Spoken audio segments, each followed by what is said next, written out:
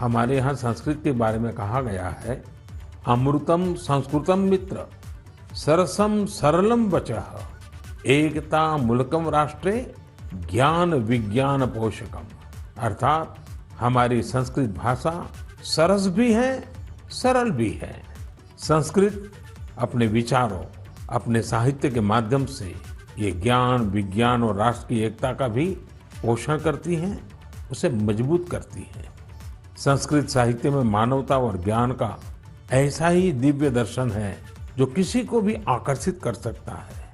हाल ही में मुझे कई ऐसे लोगों के बारे में जानने को मिला जो विदेशों में संस्कृत पढ़ाने का प्रेरक कार्य कर रहे हैं।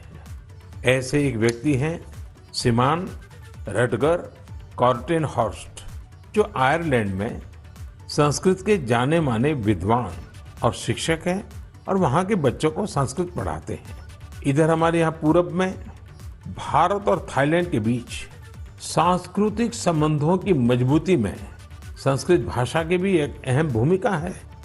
डॉक्टर चिरापत प्रपंड विद्या और डॉक्टर कुसुमा रक्षामणि, ये दोनों थाईलैंड में संस्कृत भाषा के प्रचार प्रसार में बहुत महत्वपूर्ण भूमिका निभा रहे हैं।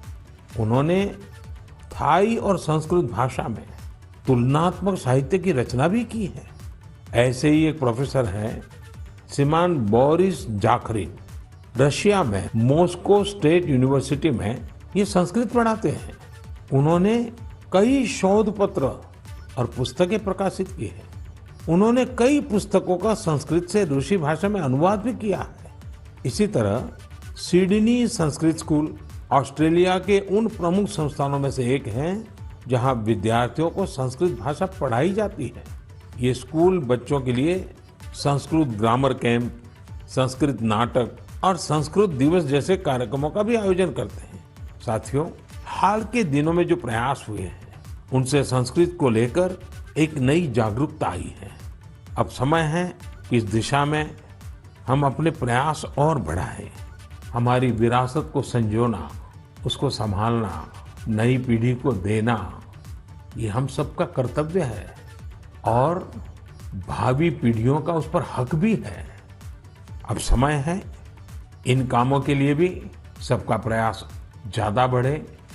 साथियों, अगर आप इस तरह के प्रयास में जुटे ऐसे किसी भी व्यक्ति को जानते हैं, ऐसी किसी जानकारी आपके पास है, तो कृपया